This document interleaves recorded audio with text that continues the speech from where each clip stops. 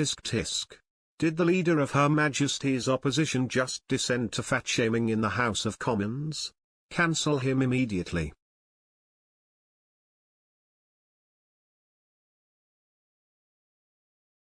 Twitter wokesters, I trust you will be organizing a pile-on as we speak, because frankly it is hard to figure any other interpretation of Sir Keir's Jabba the Hutt jibe thrown, as it was, in the Prime Minister's well-upholstered direction.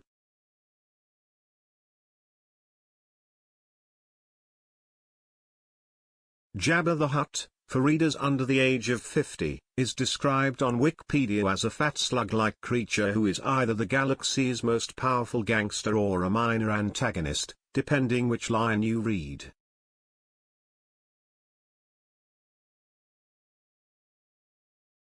And in that context, again depending on the line you prefer, the barb may have had some merit.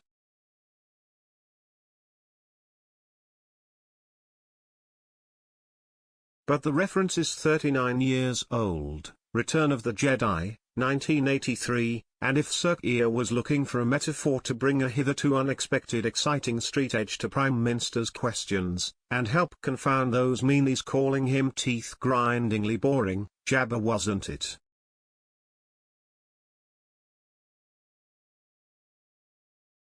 Indeed, at today's PMQs it rather felt like Sir Keir's advisors had shaken up a bag of metaphors and picked them out at random to insert into Labour leaders' PMQ's spiel.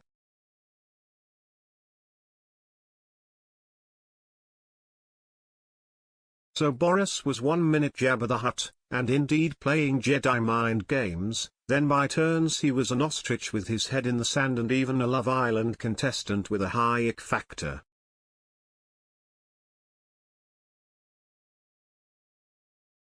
Love Island, for readers over the age of 50, is described by Wikipedia as a dating reality show.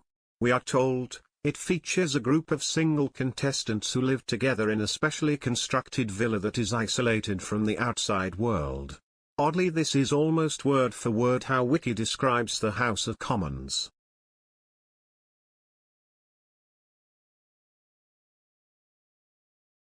Anyway, in the plus box for Sir Keir after his disastrous showing at last week's PMQs, which should have been a ritual slaughter given we had a disgraced Prime Minister clinging to power by his fingertips, the Labour leader seemed to have distinctly more lead in his pencil today.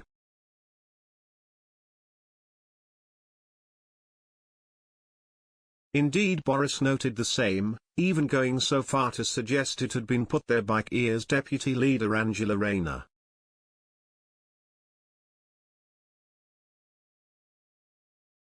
He chirruped, no matter how much welly his deputy leader might ask him to provide.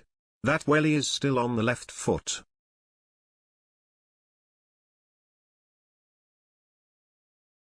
Yes, tortuous metaphors it turns out are not the sole preserve of the left.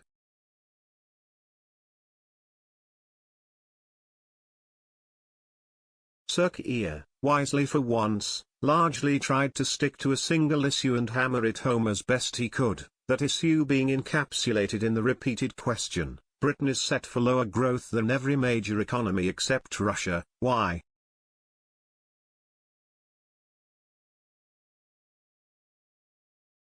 But Boris simply countered with an entirely contradictory claim apparently backed by IMF and OECD figures that Britain was about to boom.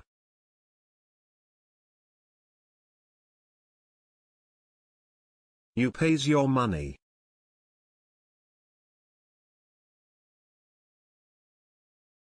Elephant in the room? The migrant plunder dare not speak its name, Rwanda.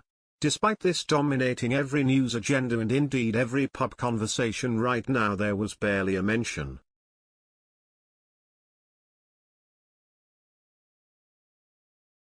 Another clue, were any more needed, that neither side of the House seems entirely comfortable with the plan.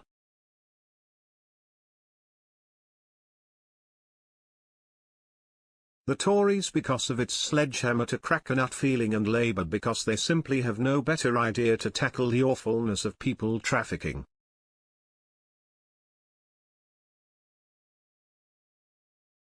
For my money though, the high point of this afternoon's PMQ shenanigans was a low-key observation from Edward Timpson, Con Edisbury, that 25% of eligible pensioners were not claiming pension credits.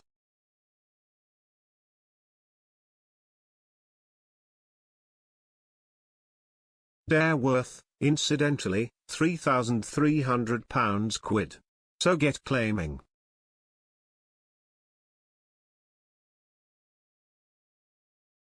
Gosh. Who knew listening to Prime Minister's questions could ever actually be a profitable enterprise?